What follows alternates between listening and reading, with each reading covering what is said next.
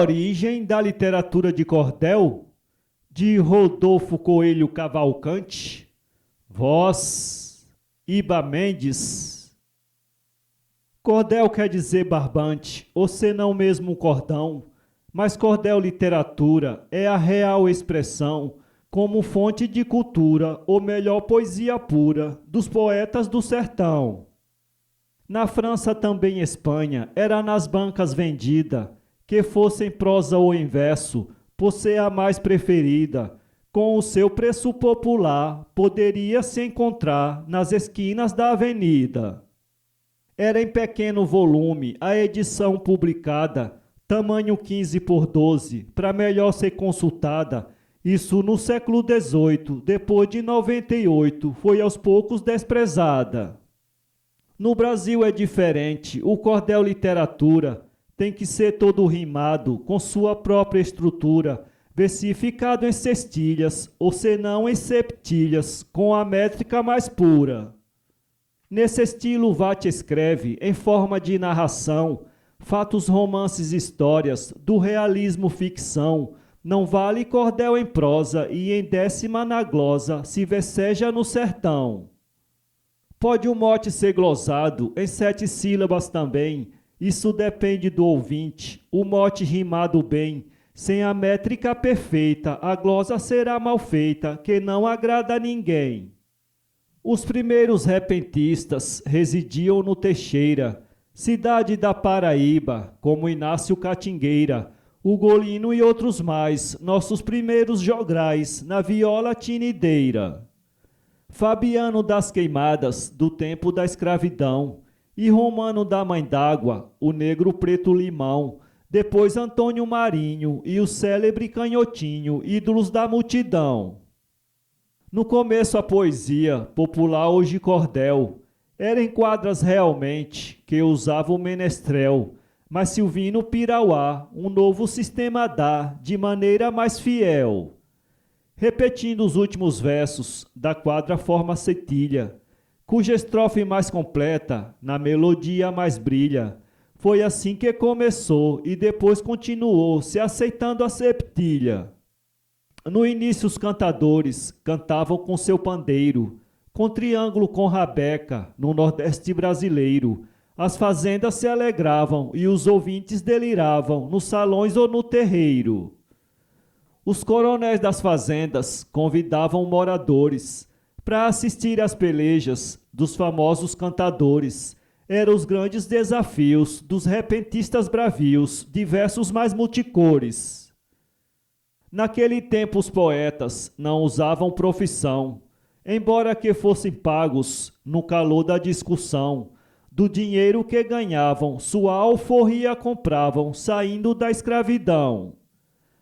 Acontece que os vates, conhecidos de bancada, que não eram repentistas, escreviam bem rimada as disputas que assistiam e o seu folheto vendiam, cuja obra era aceitada. Essa poesia era, como o folheto vendida, daí passavam a escrever o cotidiano da vida, os casos da região ou história de valentão que não era acontecida. De tudo o que acontecia no país ia escrevendo, Padre Cícero Lampião e o povo tudo lendo, criou hábito no povo de ler um folheto novo para a notícia ir sabendo. O chamado trovador, ou poeta popular, era semi-analfabeto, porém sabia rimar. Seus folhetos escrevia e os sertanejos lia, por ser o seu linguajar. Como o Mobral no Nordeste muito alfabetizou, esses mesmos trovadores a gramática melhorou. Haviam vates letrados no Nordeste consagrados, isso a história registrou. Leandro Gomes de Barros, famoso Chagas Batista. José Camelo de Melo é um outro cordelista. João Ataíde editor, foi quem deram mais valor à classe de repentista. O cordel é dividido, escrito cantado oral. Porém o cordel legítimo é aquele tipo jornal, que traz a notícia nova em cestilha nunca em trova, que agrada o pessoal. O cordel sendo cultura, hoje tem sua tradição, chamado literatura, veículo de educação, retrata histórias passadas que estão documentadas para toda a geração. As famosas faculdades da Itália e Grã-Bretanha, Japão, Estados Unidos, França, Portugal, Espanha, se formam hoje doutores nos versos dos trovadores, como dá-se na Alemanha. Cadeira para cordel hoje é uma realidade. Por exemplo, hoje em São Paulo, em qualquer uma faculdade, tem muita gente estudando, muitos jovens pesquisando como especialidade. Livro de Manuel de Almeida, João José e Minelvino, e José da Costa Leite, que é Bonvate nordestino, são em Sorbonne estudados e em Arizonas cotados dentro do melhor destino. Dizer hoje quem é o maior dos poetas do Brasil, escritores de cordel, é uma opinião mais vil. São centenas de valores e falando em cantadores, hoje ultrapassam de 1000. Já foi tempo que diziam que os folhetos do sertão eram só de analfabetos, de poetas sem instrução, a trovadores formados e outros conceituados pela boa correção. A nossa literatura, de cordel pelos sertões, educa o povo e distrai pelas suas narrações. Além disso, documenta um fato que se apresenta atraindo as multidões.